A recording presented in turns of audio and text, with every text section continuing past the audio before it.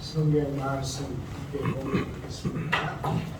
에베소서 4장 13절에서 24절까지입니다. 에베소서 4장 13절에서 24절까지.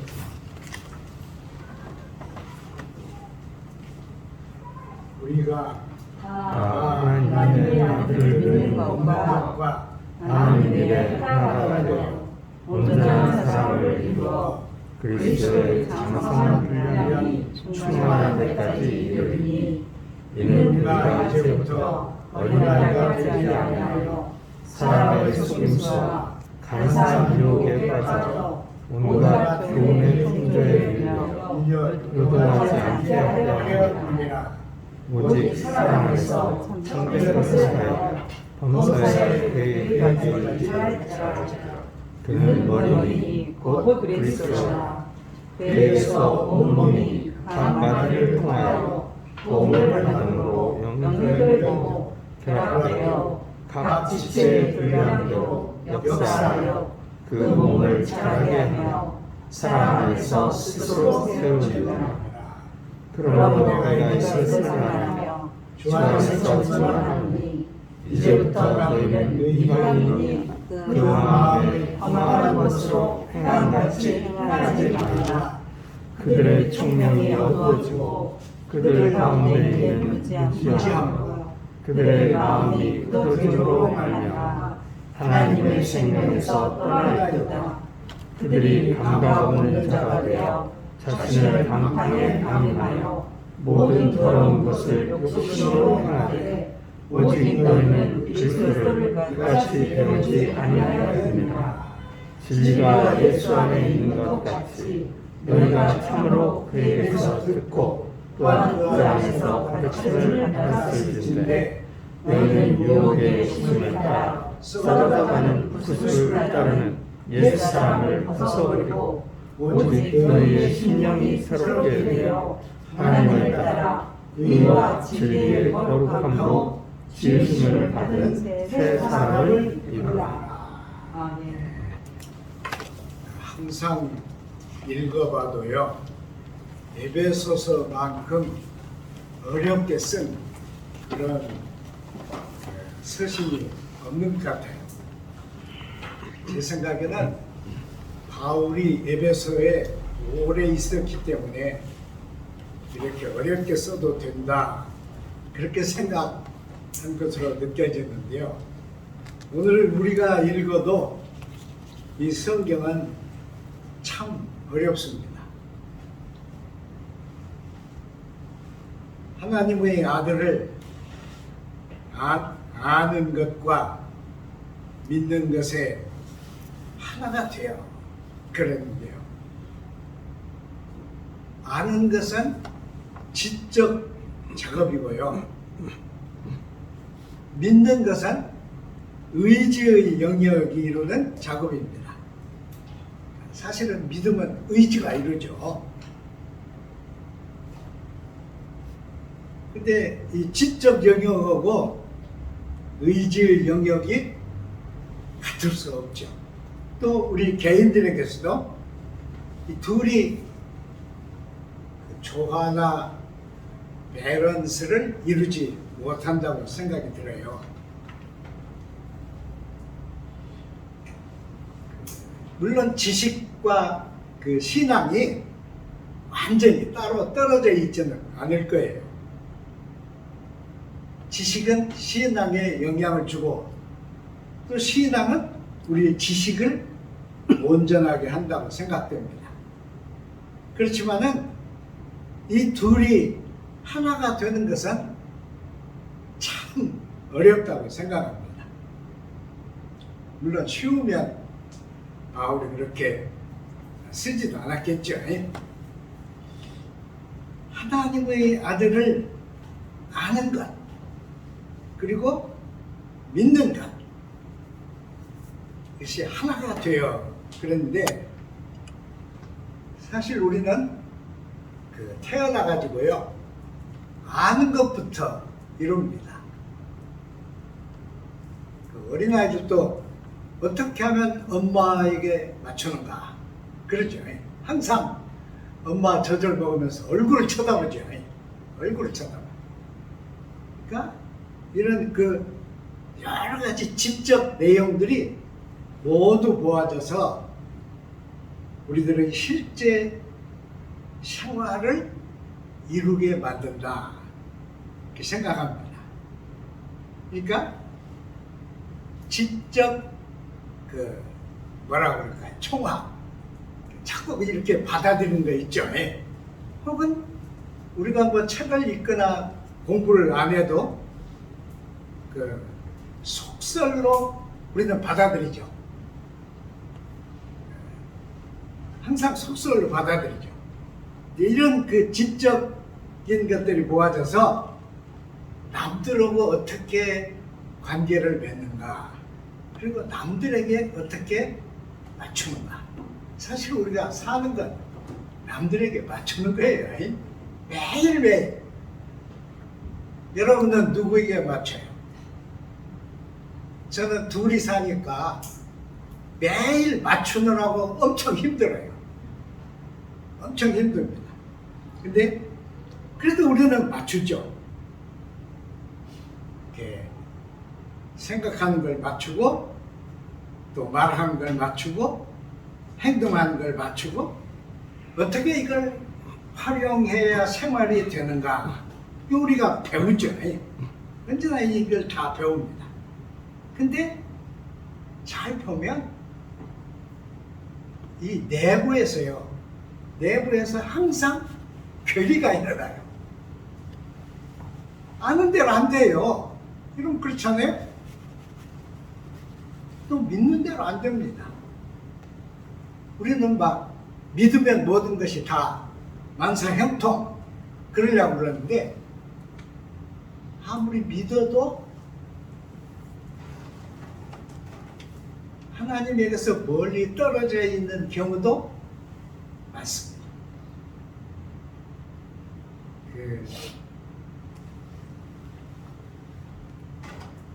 호세아서를 보면 하나님이 이렇게 했어요. 너희가 내 말을 듣지 아니하므로 나도 너희가 기도해도 듣지 않겠다. 그러니까 우리가 막 하나님께 모든 걸 다 아뢰고 하고 싶지만은 믿는 대로 다 아뢰지지도 않고 또 하나가 되지도 않습니다. 그러니까 알면 밖에서 들어오고 믿음은 우리 속에서 솟아납니다. 우리가 남에게 믿음을 넣을 수 없어요. 우리가 이렇게 알려주고 또 이렇게 하는 게 좋다 그렇게는 할 수 있지만 과거에 캐도릭 왕들이 온 백성들에게 캐도릭을 믿어라 그래도 안 됐습니다. 똑똑한 백성들은 다 일어서서 신교를 믿었고 또 신교의 영향이 주어지지 아니하면 신교를 만들었어요. 자기들끼리. 그러면서도 온전한 믿음을 찾으려고 노력을 했습니다. 그러니까 믿음을 밖에서 명령하거나 힘으로 누르거나 해서 할 수 없는 거예요. 어떤 학자는요 3번이나 캐톨릭에 들어갔다가 또 자기 책을 쓰면서 신교로 나왔다가 그 다음에 또 막 압력을 넣고 그 궁궐에서 압력을 넣고 세력 있는 사람들이 못 견뎌내니까 다시 캐톨릭으로 갔다가 새 책을 내면서 또 나는 신교인이다 그러고 낸 사람도 있어요. 영케 그 사람은 죽지는 않았지만 그런 사람도 있습니다. 그러니까 밖에서 믿음을 넣을 수는 없어요. 우리가 성경을 읽고 설교를 듣고 믿음은 안에서 솟아납니다. 솟아나요. 근데 그 둘이 하나가 되기 참 어렵죠. 정말 어렵습니다. 믿음의 알미 빠지면 뭐가 돼요? 미신이 됩니다.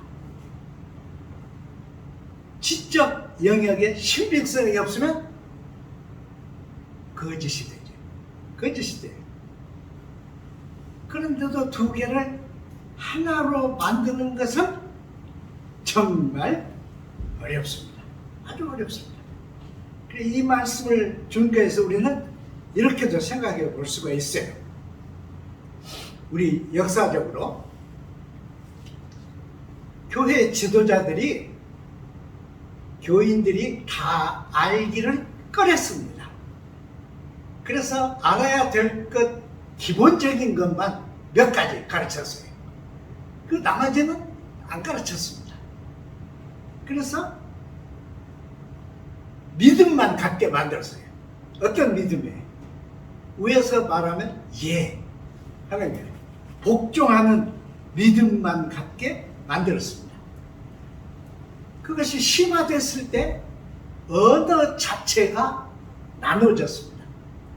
그래서 지도자들이 쓰는 언어는 라틴말, 백성들이 쓰는 언어는 각각 제 나라, 영어나 혹은 독일어나 프랑스 말이나 이태리 말이나 스페인 말이나 이렇게 각각 썼어요. 그런데 그 각각 나라들의 교회 지도자들은 라틴 말을 썼습니다. 똑같이. 그래서 왜곡이 없었어요. 다 라틴 말로 그냥 쓰고 말도 하고 그랬어요. 그러니까 사제들하고 백성들하고 말 자체가 달랐습니다. 지도자들하고 시인자들하고 말 자체가 달랐어요. 이렇게 만들어 놨어요. 이렇게 만들어 놓으니까 신자들은 일생 동안 똑같은 믿음을 되풀이해요. 다람쥐 채바퀴 도는 것처럼 똑같이. 그래서 이 절기라고 하는 것이 강화됐습니다. 절기가 막 강화됐어요. 엄청 강화되면서 그렇게 했습니다. 저는 제 개인으로는 의지의 작용으로 생겨난 믿음은 우리 영혼과 직결되어 있다고 생각합니다. 진짜 그런지 저는 잘 몰라요. 그래서 이런 영혼과 직결된 우리의 믿음은 지식, 학식, 삶, 존재, 그리고 모든 것을 다 물들이게 됩니다. 그러니까 믿음이 학식이나 무엇보다도 더 앞서게 되죠. 훨씬 앞서게 됩니다. 저는 바울이 이 말할 때 대상들이 다 무지한 사람들이었는가 아니라고 생각해요. 그 속에는 철학자들, 바울이 아덴에 가서 철학자들로 다퉜잖아요. 철학자들도 있고 또 디다스칼로스 선생님들 많았죠. 또 엄청난 세력을 가진 그런 파워들 이런 게 많았어요. 그래서 그들에게 바울은 권하는 거예요. 아는 것, 하나님의 아들을 아는 것도 믿는 것이 하나가 되라. 저는 이렇게 생각하는데요. 우리는 똑같은 걸 봐도요, 제각기 다 다르게 보죠. 만일 미술가가 뭘 보면 아름다움을 기초로 해서 보죠.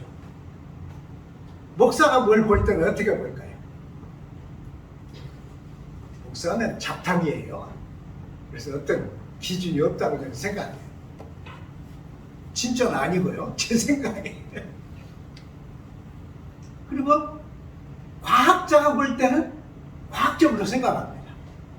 그러니까 이렇게 우리가 똑같은 걸 봐도 여러 가지 그 관점에서 보니까 말하자면 우리 속에는 권력, 지식, 생각, 그리고 감정, 또 욕망, 이런 여러 개의 뭐라 그래요? 그런 차원이 있는데 하나님의 아들을 아는 것으로 믿는 것이 하나가 되려면 이것이 통일이 되어야 한다. 그렇게 저는 생각해요. 그럼 어떻게 통일이 돼요? 통일될 방법이 없죠. 그래서 저는 그리스도 안에서 통일이 되어야 한다. 이렇게 바울이 말하지 않았나 그렇게 생각합니다. 4장 17절에서 18절을 보면요. 내가 주 안에서 증언하노니 너희는 이방인이 마음의 허망한 것으로 행한 같이 행하지 말라 그랬어요. 그러면서 그들이 총명이 어두워지고 그들 가운데 있는 무지함, 그러니까 그들은 무지함 속에 있다는 거죠. 그들의 마음이 굳어짐으로 말미암아 하나님의 생명에서 떠나 있도다 그랬습니다. 엄청 어렵게 말했죠. 바울이 말하는 이방인은 하나님을 모르는 사람이에요. 하나님을 안 믿는 사람을 이렇게 말하는 거죠. 원래 그 유대인들은 이방인이 아브라함의 혈통이 아닌 사람입니다. 그래서 유대인에게는 우리가 다 이방인이에요. 그렇지만 바울이 그리스도를 만난 후에 말하는 이방인은 그리스도를 모르는 사람을 지칭합니다. 그러나 그리스도를 모르는 사람들도 바보들은 아니었어요.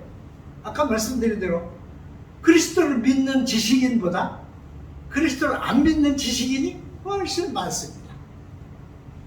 그리고 그리스도를 믿는 세력가보다 그리스도를 안 믿는 세력가들이 더 많습니다. 부자도 마찬가지예요. 부자도 제 아무리 그래도 그리스도를 믿는 부자보다는 그리스도를 안 믿는 부자가 훨씬 많습니다. 그 하만상이라고 하는 학자가 있어요. 근데 그 양반은 이렇게 말했어요. 한국의 부자라는 것은 기독교가 만들었다. 그랬습니다. 그래서 우리가 그 말을 들으면 저런 거짓말을 해도 되는가. 그런데 그 양반은 차근차근 얘기를 해서 기독교가 들어와서 한국 사회가 어떻게 바뀌었나, 경제적으로 어떻게 바뀌었는가를 얘기하는데 맞기는 맞아요. 첫째로 그 양반이 말하는 것은 기독교가 들어와서 사람들이 매일 쓰는 돈이 안 써지게 됐어요. 왜? 술 마시고 담배 피는 걸 금지를 하니까 그만큼 안 썼다는 거예요. 또 기독교가 들어와서 공부를 시켰어. 막 공부를 시켜가지고 알게 되니까 사람들이 모든 것을 경제적인 두뇌로 보기 시작했다. 그 양반이 말하는 또 하나는 아주 재미있는 얘기인데, 사람이 돈을 안 쓰면 절대 부자가 못 된대요. 근데 기독교인들은 교회에서 억지로 막 빼앗아가. 그렇죠? 교회에서 반드시 11조를 내도록 막 강조를 했어. 그러니까 사실은 그 이화여대가 처음 생겼을 때는 학교에서도 그걸 강조를 했어. 근데 놀라운 것은 돈을 안 쓰고 모으는 사람보다 11조를 내는 사람들이 돈을 더 잘 법니다. 웃기죠? 이건 제 얘기 아니고 그냥 받는 얘기인데 그렇게 얘기를 했어요. 기독교가 들어와서 우리를 그렇게 바꿨다. 그러나 바울은 이래요. 그들은 총명이 어두워지고 무지 가운데 놓여있고 마음이 굳어져 있다. 그랬습니다. 이야, 이게 참 무서운 얘기예요. 엄청 무서운 얘기입니다. 제가 이런 얘기를 한번 할게요. 여러분 콜럼버스 다 아시잖아요? 콜럼버스가 배 타고 가가지고 아메리카 대륙을 발견했잖아요. 예. 근데 문제가 하나 생겼어요. 보니까 사람들이 옷을 안 입고 다녀. 옷을 안 입고 다니고 말도 이상한 말을 하고 행동도 이상해. 그래서 아메리카 인디안들을 보는 사람들이 싸움이 생겼어. 이게 사람이냐 아니냐. 아메리칸 인디안들이, 그때는 인디안이라고 안 했겠죠. 이것들이 원숭이 쪽에 가까우냐 사람 쪽에 가까우냐 결론이 안 났어요. 그래서 스페인 궁중에서 학자들이 다 모였어. 그리고 고위 사제들이 다 모였습니다. 그래서 토론을 했어. 아무것도 안 입고 무엇을 날골로 잘 먹고 그런 활로 쏘고 말 타고 다니는 이놈들이 있는데 이놈들이 사람이냐 아니냐 따지는 거예요. 그런데 그 중에서 극히 적은 고위 사제 몇 명만 사람이다, 하나님의 형상으로 지어진 인간이다 그랬고, 나머지들은 인간이 아니다. 우리가 동물 잡아먹는데 성경에도 동물 잡아먹으라 그랬잖아. 그런데 인간이 아닌 저들을 죽이는 게 왜 죄가 돼? 이렇게 나왔어요, 여러분. 근데 그들이 바보들이냐? 그들이 무지한 자들이냐? 다 지식인이고 지성인입니다. 근데 궁중에 모여서 막 다퉜는데 아무 결론을 못 냈어요. 그래서 왕도 어떤 쪽을 결정을 못했어요. 그러고 있는 사이에 아메리카 현지에서는 이들은 사람이 아니다, 이게 퍼졌어요. 이들 중에서 우리가 믿는 신앙을 받아들이면 사람으로 쳐주자. 신앙을 안 받아들이면 사람이 아니다. 그러므로 인디안을 죽이면 살인이 됩니까 안 됩니까? 그렇게 했어요. 그리고 이들이 사람이 아니기 때문에 이들이 가진 금은을 빼앗는 것이 탈취가 아니다. 왜 그래요? 여러분, 꿀벌이 물어온 것 우리가 먹는데 그게 탈취예요? 뭐라 그래요? 그거 그게 농사 짓는 거예요. 농사 짓는 거. 그렇게 생각했어요. 그럼 그들이 멍청한 놈들이냐? 아닙니다. 그들은 훨씬 뛰어난 당대의 과학자들이었고 지성인들이었고 그랬습니다. 그러나 그들은 다 크리스찬들이었는데도 불구하고 아메리칸 인디언은 사람이 아니라고 쳤습니다. 그럼 뭐 때문에 우리가 여기 왔느냐? 우리는 그들에게 그리스도를 믿게 하기 위해서 온 거다. 그러니까 그들이 만일 우리의 말을 듣고 그리스도를 받아들이면 그들은 그때부터 뭐예요? 사람이다. 하나님의 형상을 입은 사람이다. 안 받아들이면 뭐냐? 그들은 사람이 아니다. 이랬습니다. 바울이 말한 이방인의 허망한 굳어있는 마음, 무지의 상태, 바로 이런 거예요. 그들은 그랬어요. 허망한 마음이 무엇일까요? 마음은 다 있어, 사람은. 근데 비어있는 거예요, 채워져 있는 거예요? 채워져 있는 사람은 다른 걸로 채워져 있고, 비어있는 것은 채울 것이 안 들어있는 것입니다. 참 기가 막힌 일이에요. 기가 막힌 일입니다. 이들이 한 짓을 보면요, 물론 그들이 잘못 알아서 그랬겠지만 이들이 한 짓을 보면 이들은 무지했고 마음이 굳어 있었고, 여러분 백인들이 인디언 여자들을 취해서 그 중간 그 인종을 만들었잖아요. 그걸 그 다른 말로 부르는데 그렇게 만들었잖아요. 그 인간은 분명히 인간인데 이들은 자기 마음대로 그렇게 생각했습니다. 그러니까요, 무지한 인간들, 마음이 굳어있는 인간들, 그리고 허망한 인간들. 저는 이 집에 허망한 것을 많이 느껴요. 저희 옆에 있는 목사님 한 분 돌아가셨는데 아프다고 그래서 우리가 갈까 말까 그랬거든요. 근데 그 스마트폰으로 뭐 누가 돌아가셨다 그래 왔는데 저는 스마트폰을 잘 안 보거든요. 그 잘못이지.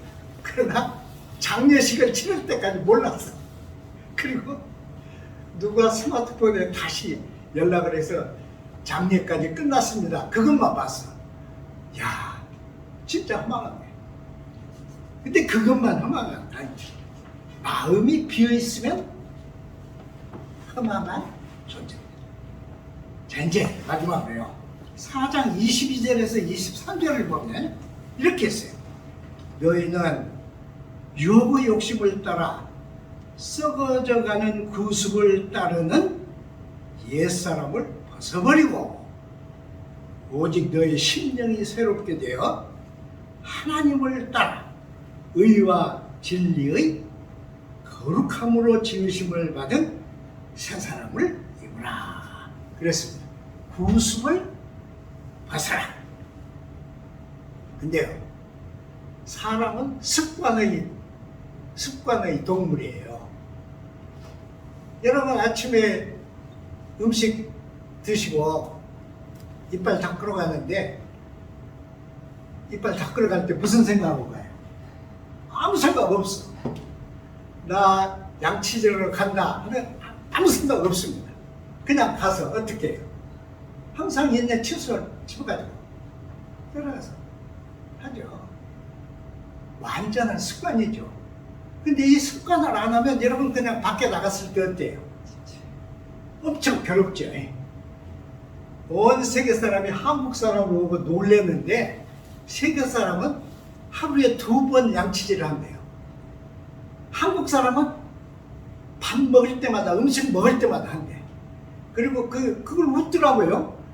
음식 먹은 사람들이 저기 그 공영 세면대에서 이거 하는 걸 외국 사람들은 비웃더라고. 그런데 우리는 그게 잘하는 거잖아요. 사실은 습관이죠, 습관. 근데 이 습관이 모아지면서 문명화가 됩니다. 습관이 모아지면서 전통이 생깁니다. 습관이 모아지면서 삶의 틀이 이루어집니다. 그러니까 습관은 아주 중요한 거죠. 대단히 중요한 것이죠. 그런데 이 습관이 구습이 됐으니까 벗어라! 그런 거예요. 구습이 됐으니까 벗어라. 이거 참 습관을 어떻게 벗어요, 여러분? 이 똑같은 이야기를 로마서에서도 했는데 13장 12절, 14절에 밤이 깊고 낮이 가까웠으니 어두움의 일을 벗고 빛의 갑옷을 입자. 그래서 그리스도를 옷 입고 정욕을 위하여 도모하지 마라. 그랬습니다. 근데 제가 보기에는 구습을 벗는 게 굉장히 어려운 일이라고 생각해요. 어려운 일이에요. 여러분, 우리가 극락 그러면 불쾌한 사람 있어요? 없죠. 우리는 불교인이 아니라도 우리 속에는 그게 딱 자리되어 있어요. 극락. 예를 들면, 그래서 저희 구습을 벗는 것은요, 제가 보기에는 고대의 노예 제도에서 노예가 해방을 받는 것과 같다. 그렇게 생각합니다. 근데 그걸 얘기를 하려면 2가지 얘기를 해야 돼요. 첫째는 가장, 가부, 집의 아버지, 집안의 아버지 얘기를 해야 돼요. 우리가 가부장적인, 그러죠. 여성분들은 다 그 말이 제일 불쾌하죠. 가부장적인. 저도 혼나요. 그런데 사실은 가부장이라는 게 뭐냐? 로마 시대에 로마의 가정에는 여러 종류의 자녀들이 있었습니다. 저기 부모가 낳은 자녀만 아니었어요. 이렇게 그 뭐라 그래요? 받아들여 입양한 자녀들이 많았고요. 특히 입양을 하면 법적으로 권리가 주어졌어요. 그래서 입양한 사람이 입양을 하면서 큰아들, 둘째 아들 다 있는데 그 아이를 첫째 아이로 입양을 하면 모든 재산이 얘에게 갑니다. 그리고 아버지의 지위, 사회적 지위도 얘에게 가요. 그 로마 시대 그 가장은 아내도 소유였습니다. 미안하지만 아내도 소유였어요. 그래서 언제든지 아내를 내쫓을 수 있었어요. 이제 물론 핑계를 대서 내쫓겠죠. 그리고 아들들에게도 자기 재산을 주고 싶으면 주고 아들을 내쫓으려면 내쫓고 심지어는 아들을 사형시키는 그런 부모들까지도 있었습니다. 이게 아버지였어요. 가장이었어요. 그래 가부죠. 가부라 집의 아버지라 그랬죠. 그래서요, 이것은 가난한 집 이야기가 아니고 부잣집에서 아버지가 늙어가. 근데 늙어가면 여러분 뭐가 제일 필요해요? 건강하고 돈이요. 근데 건강은 지 맘대로 못하지만 돈은 지 맘대로 해. 그러니까 돈을 아들들에게 안 줘. 그리고 가지고 있어요. 그러면 아들들이 어쨌느냐? 한국에서는 고려장이 있었지만은 로마에서는 부친 사례가 있었어요. 근데 때려 죽이지는 못하니까 로마에서 제일 많이 쓴 부친 사례가 독버섯이었어요. 버섯 요리를 하면서 독버섯을 넣어가지고 아버지를 대접을 했어. 네로도 자기 생모를 독버섯으로 죽였잖아요. 그래서 이렇게 그 가장을, 그러니까 가부를 살해하는 사건들이 자주 일어났습니다. 이게 이제 가부예요. 그러면 노예가 해방을 받는 건 어떻게 하느냐? 세 가지가 있어요. 하나는 그 가부가 만일 부자였다면 맨날 들고 다니는 거 있어요. 지휘봉. 여러분 사단장이 들고 다니는 거 있잖아요. 근데 왜 대통령은 사단장보다 높은데 지휘봉이 없어? 아니 황금으로 만들고 위에다가 뭐 이렇게 뭐라 그래요? 그거 좀 받고 해. 그리고 이렇게 매끌매끌해서 가지고 다니면 얼마나 좋아. 대통령 옛날에 박정희 같이, 전두환 같이 대통령도 그거 있으면 좋겠어요. 제 개인 생각으로. 근데 그 지휘봉을 가족들이 다 모인 데서 가부가 노예의 어깨에다 얹어요. 너 꿇어앉아. 그리고 어깨에다 딱 얹고 너는 지금부터 자유인이다. 그러면 완벽한 자유인이 됐습니다. 한 번만 말해도 항상 자유인이었어요.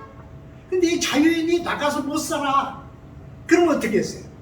저는 계속 있고 싶은데 그냥 자유인으로만 쳐주십시오. 그러면 뭘 줘야 돼? 임금을 줘야 돼, 임금을. 그래서 임금을 줬어요.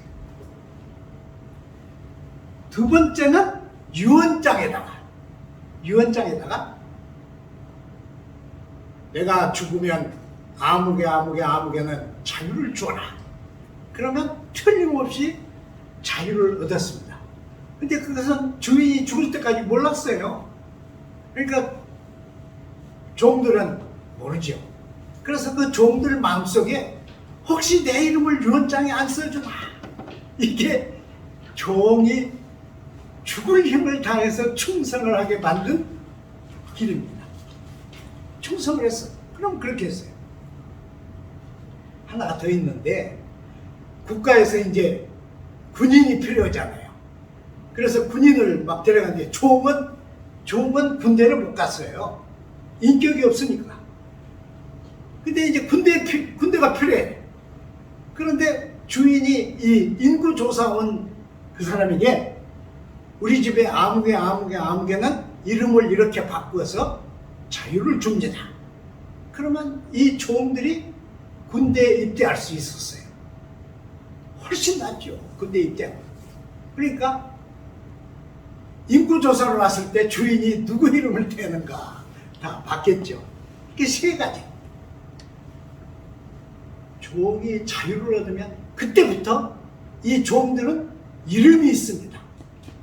이름이 있고 자아가 생겨. 내가 이제 인간이에요. 그리고 모든 법적인 권리가 주어졌습니다. 그 전에는 주인이 종을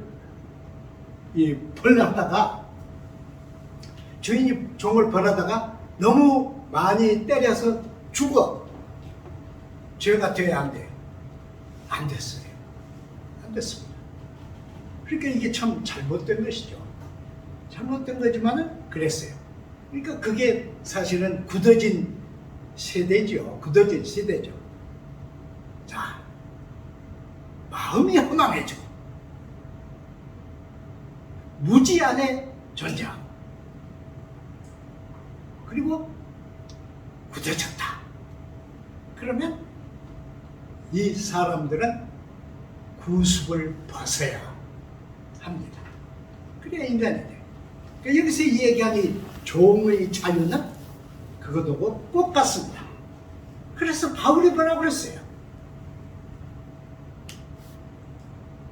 우리는 그리스도와 연합해서 이미 십자가에 못 박혀 죽은 것이다.